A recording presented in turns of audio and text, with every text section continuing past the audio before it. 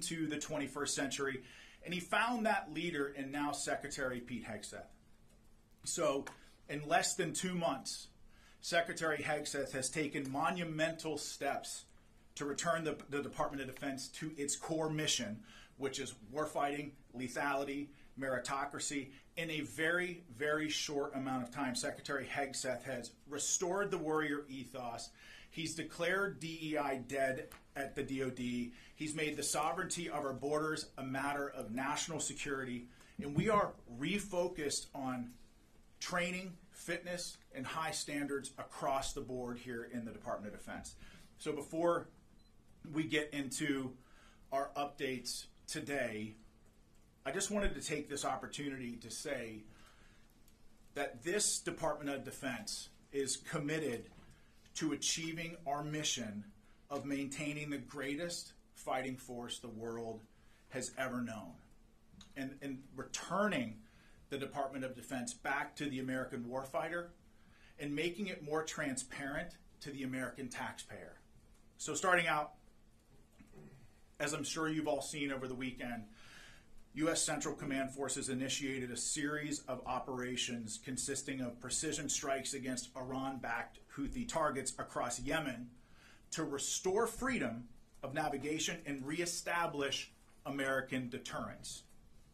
For years, the Houthis have targeted U.S. military ships and aircraft. They've hit commercial ships as well, including U.S. flagged vessels, and they threaten our personnel overseas. Houthi terrorists have launched missiles, one-way attack drones at U.S. warships over 170 times, and at commercial vessels 145 times since 2003. I know what it's like to be in a situation when you're under fire by the enemy. Your life is at risk. The life of your friends and your battle buddies is at risk, and you're prohibited from returning fire. That's a hellish situation that I wouldn't wish on my worst adversary. It's a tough position that we put America's sons and daughters in. Under President Trump and Secretary Hegseth's leadership, we will defend our sons and daughters. If you shoot at American troops, there will be consequences. As President Trump and Secretary Hegseth have made clear, these actions by the Houthis will not be tolerated. In his first 2 days back at the White House, President Trump signed an order laying out a process to redesignate the Houthis as a foreign terrorist organization after the previous administration revoked their designation within weeks of taking office. Under the previous administration, America's enemies were emboldened and billions in frozen funds were unlocked for Iran. With President Trump and Secretary Hegseth's leadership, an era of peace through strength is back. We will use overwhelming lethal force until we have achieved our objective. With that said, and this is a very important point, this is also not an endless offensive. This is not about regime change in the Middle East. This is about putting American interests first. As I said over the weekend, there is a very clear end state to this operation. And that begins the moment that the Houthis pledge to stop attacking our ships and putting American lives at risk. Shifting focus to Africa, at the request of the federal government of Somalia, U.S. Africa Command Forces conducted collective self-defense airstrikes against al-Shabaab on March 15th. The airstrikes occurred about 150 kilometers northeast of Mogadishu, Somalia, and AFRICOM's initial assessment is that enemy combatants were killed and that no civilians were injured or killed. And so U.S. forces will continue to partner with Somali armed forces to take the fight to these terrorists and degrade their ability to plan and conduct attacks that threaten the U.S. homeland, our forces, and civilians abroad. Now on to Homeland Defense. President Trump and Secretary Hegseth have been very, very clear that border security is national security. We spent decades defending foreign nations' borders while our own U.S. borders has been invaded by criminal illegal aliens, human smugglers, drug traffickers, and transnational gangs. The Department of Defense is proud to defend our homeland and the territorial sovereignty of the United States.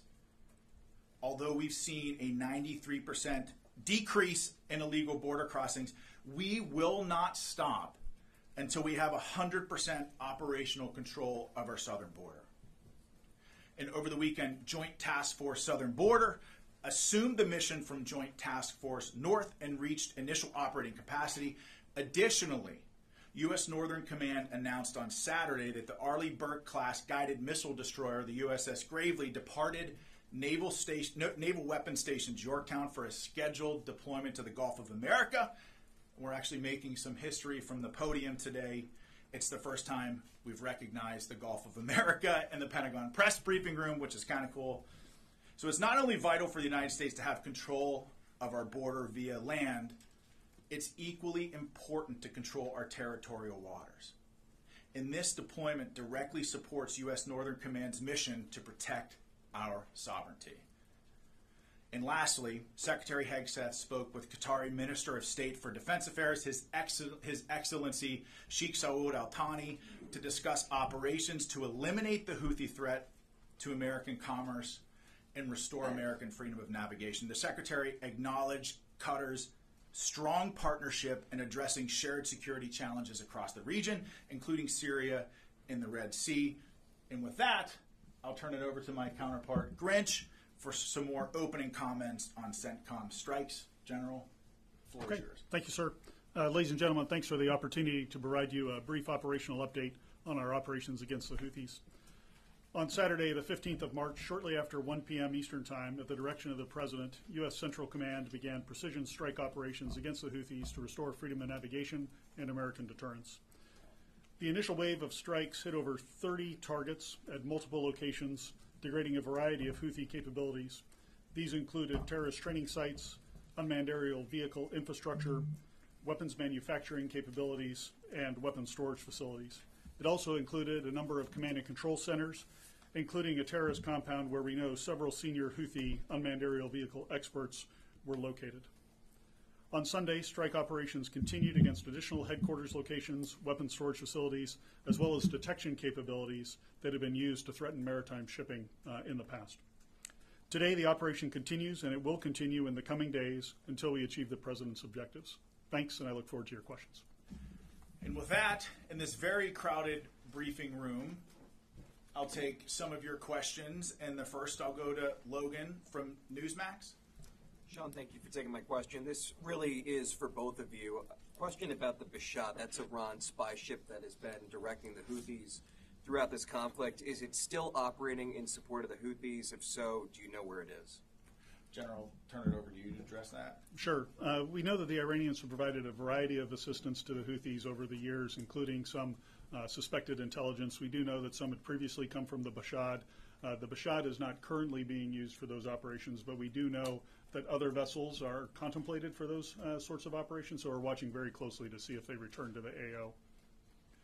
I would also say that, you know, when you look at how the previous administration conducted business with Iran, you know, they really empowered Iran to fund and export terror all around the world, whether it's with Hezbollah, Hamas, specifically with the Houthis.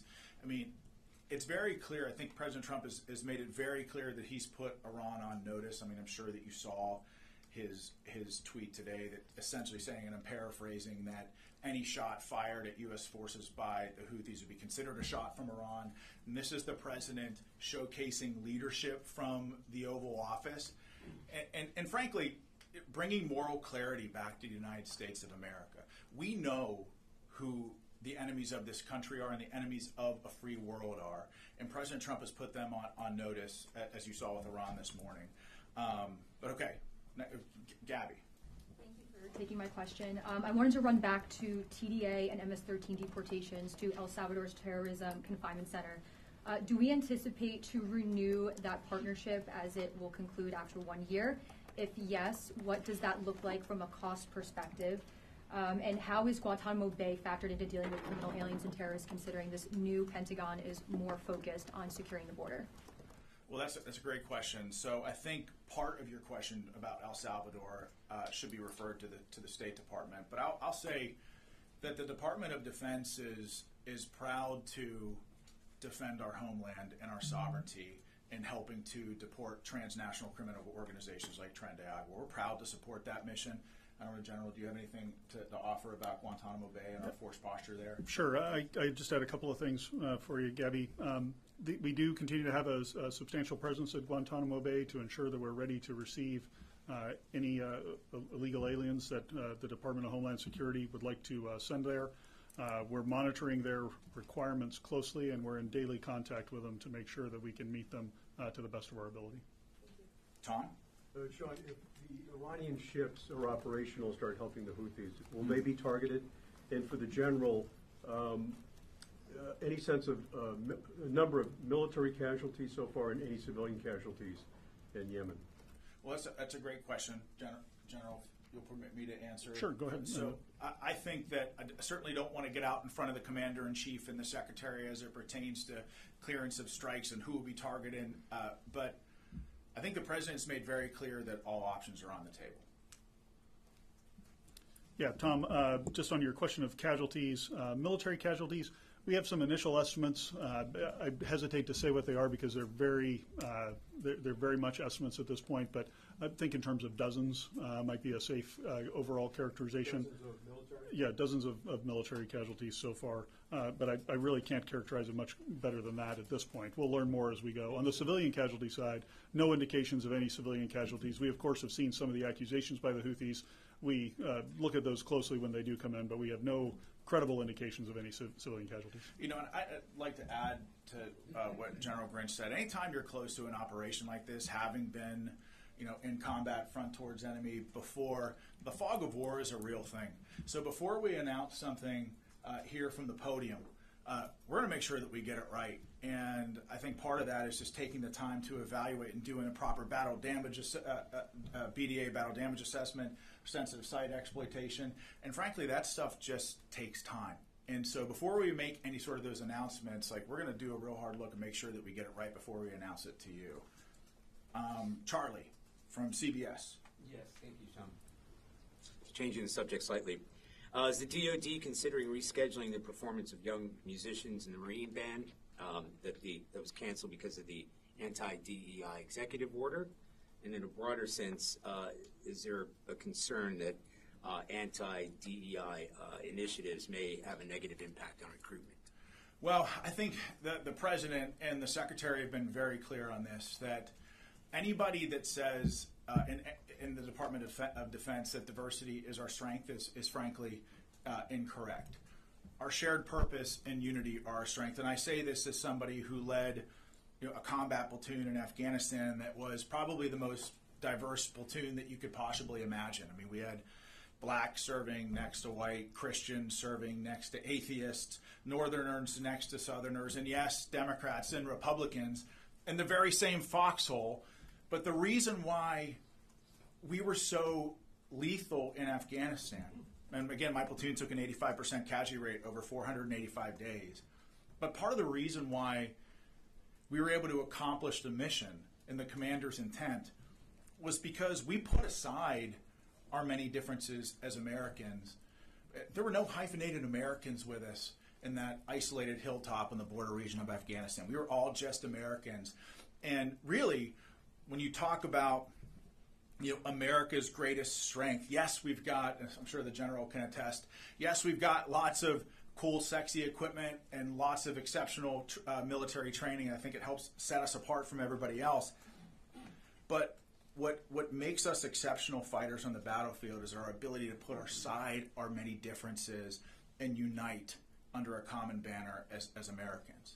I mean, for goodness sake, when we put aside our many differences as Americans, we went to the moon with less technology than many of you all have in your pockets and your cell phones right now. We're talking about a force that stormed the beaches of Normandy, scaled the cliffs at Pointe du Hoc, fought through hedgerows, and beat back the Nazi war machine and saved the world when we put aside our many differences as Americans. And I know President Trump understands that are focused on unity and shared purpose is what makes us lethal, and so does Secretary Hegseth. So their guidance has been clear on this, and we're going to continue to focus on that guidance. Wait, in terms of the concert, are you thinking about rescheduling that?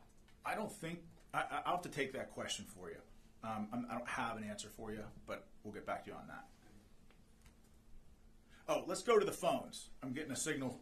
We should go to the phones. Okay, we got JJ Green on the line from WTOP. Hey, Sean, thank you for doing this. Question about Ukraine.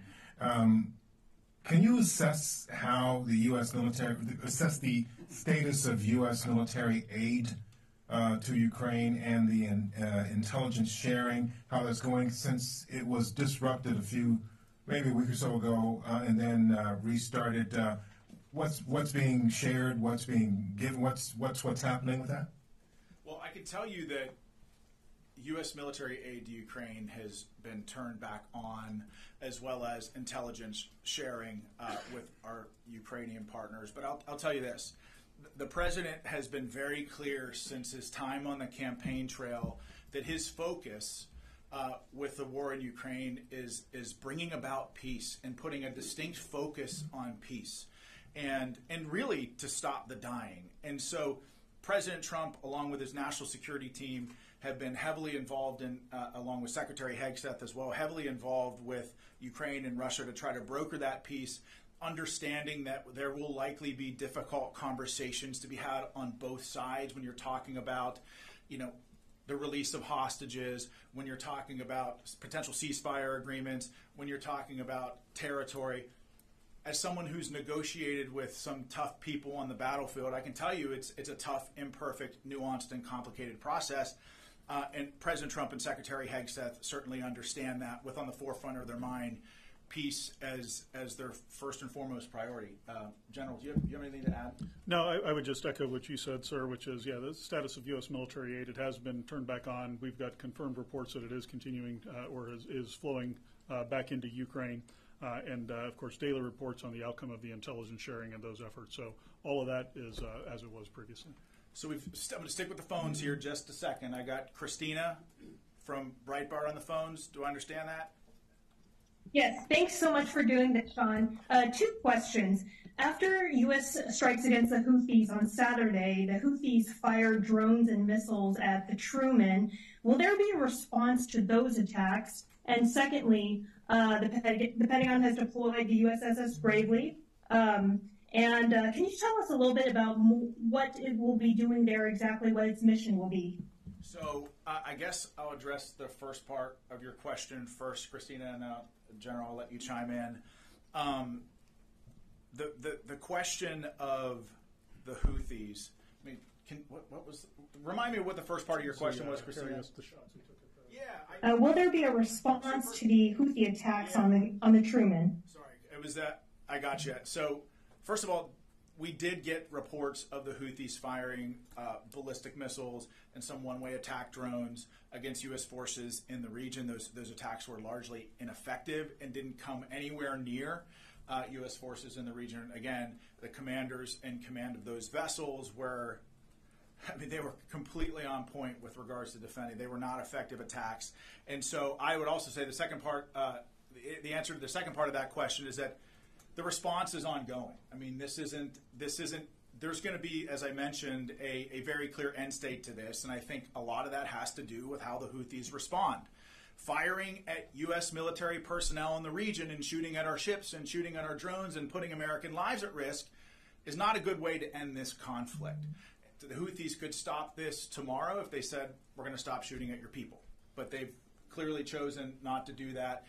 And so this campaign will be relentless to degrade their capability and to open up shipping lanes in the region and to defend our homeland. But General, thanks, Sean. The only thing I would add is, the Houthis claim to have tried to attack the Harry S. Truman. Quite frankly, it's hard to tell because while we're executing precision strikes, they missed by over 100 miles. So I would just tell you their effectiveness, I would question anything that they claim in the press that they're doing or not doing. It's very hard to tell what they are just based on their level of incompetence that they've demonstrated so far. Sorry, Yes, that's correct. There's also been a number of other attempts to interdict vessels in the Red Sea using UAVs and some cruise missiles as well. All of those have been easily defeated by our fighter aircraft that are there. General Grinch throwing shade at the Houthis from the podium. I love it. Some of the folks in here know that my previous job, I dealt with the Houthis quite a bit. Yes, you did. Yes, you did. Happy to throw shade at them. On the question about the USS Gravely that you had, Christina, so she's deploying under General Guillot, the commander of U.S. Northern Command's authorities for maritime homeland defense missions. She'll go down, as Sean mentioned, into the Gulf of America and surrounding areas and be involved in the interdiction mission for any of the drugs and whatnot that are heading in. It'll be partnered very closely with the United States Coast Guard. So we won't share, of course, her actual scheme of maneuver here, but know that that's the mission that she's going down there for, and we look forward to seeing what she can do.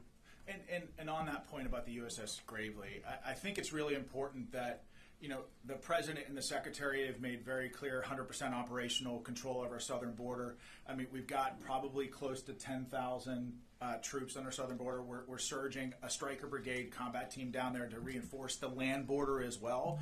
But there's a sea component to this as well, and that's part of the mission of the USS Gravely is to secure the water routes in defense of our southern border. And so, Aaron, Daily Caller. Thank you, Sean. Will the Department of Defense commit to firing or otherwise disciplining any remaining leadership that were directly involved in the Afghanistan withdrawal? So we're in the process of figuring out what that investigation will look like. But I'll tell you, as somebody who served in Afghanistan and watched that unfold, I mean, I was horrified in a lot of ways. You know, you think about how much time and blood and treasure and American life that was lost in Afghanistan over 20 years. You think about that for a second. You know, I'm 43 years old. This country was at war in Afghanistan for 20 years. So almost half of my life, this country was at war in Afghanistan.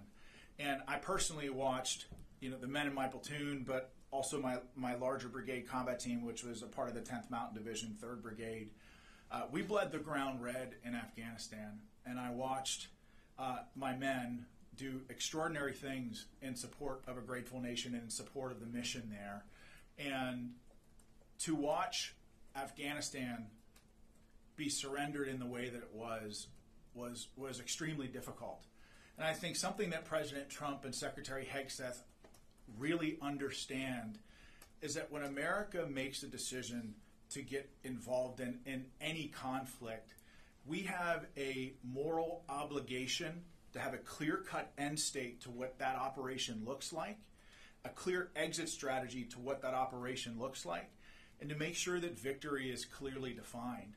And I think in Iraq and certainly in Afghanistan over the last 20-some years, I think maybe we've struggled a little bit with those finer points. But I'll say that the President Trump and Secretary Hegseth, they understand that when America gets involved in a fight, it's our job to also end that fight as fast as humanly possible because we have a moral obligation to win and win decisively. Otherwise, you're going to have an entire generation of American warriors wondering what the hell it was all for.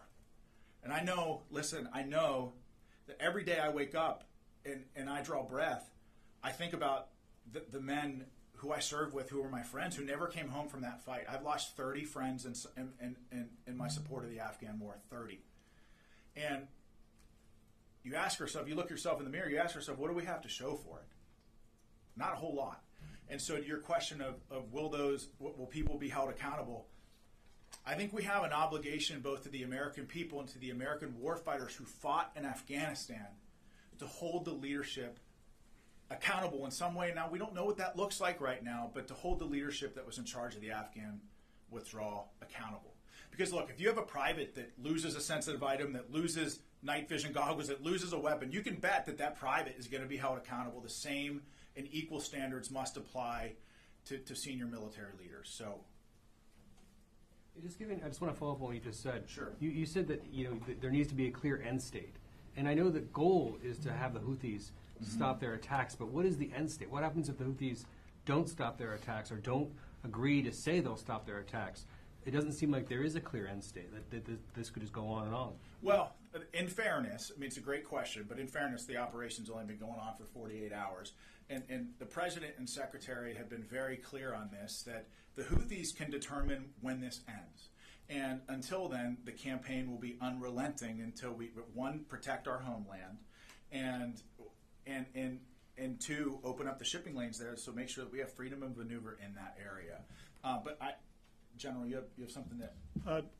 I mean, what I might add is, while we won't talk about it publicly, just know that there is a design to the operation. There are specific effects that we're trying to achieve, and there are specific targets that have been selected and approaches that we're taking in order to achieve the president's end state. So it isn't that we're just striking capabilities. There's an intent behind every strike and every target that we go after. To that point, you mentioned that this is not like it was before.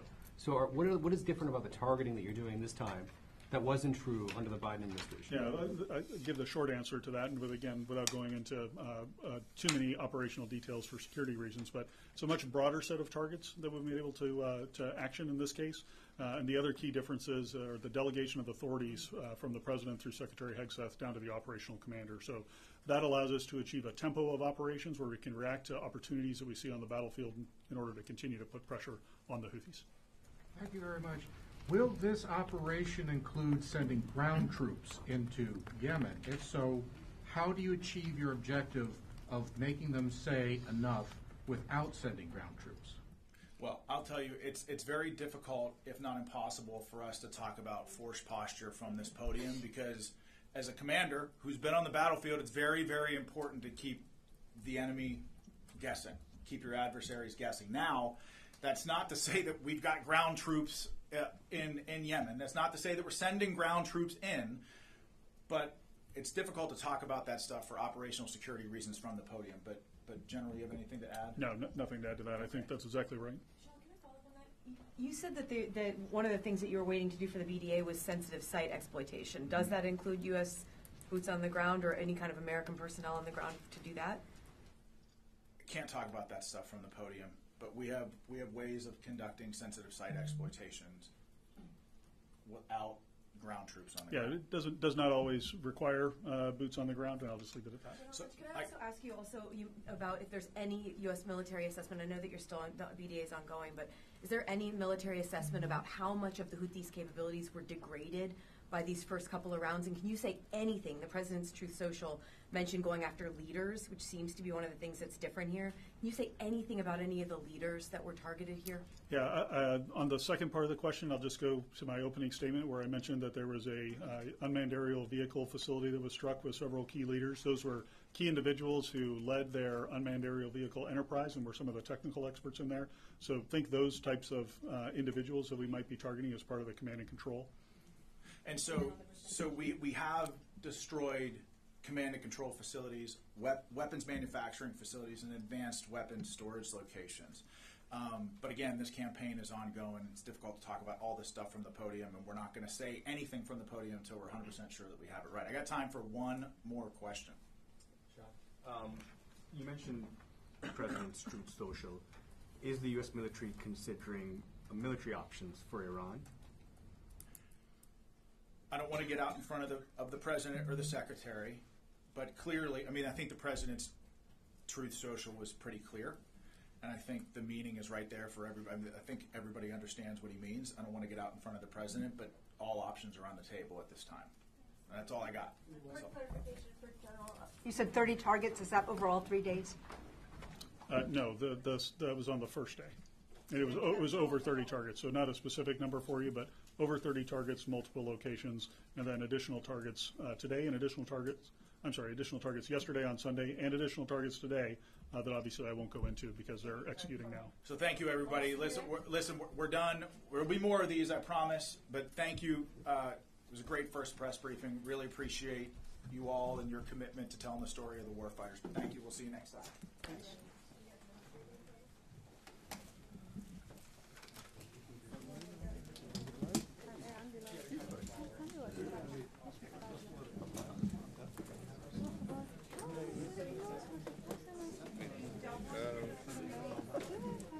Sorry.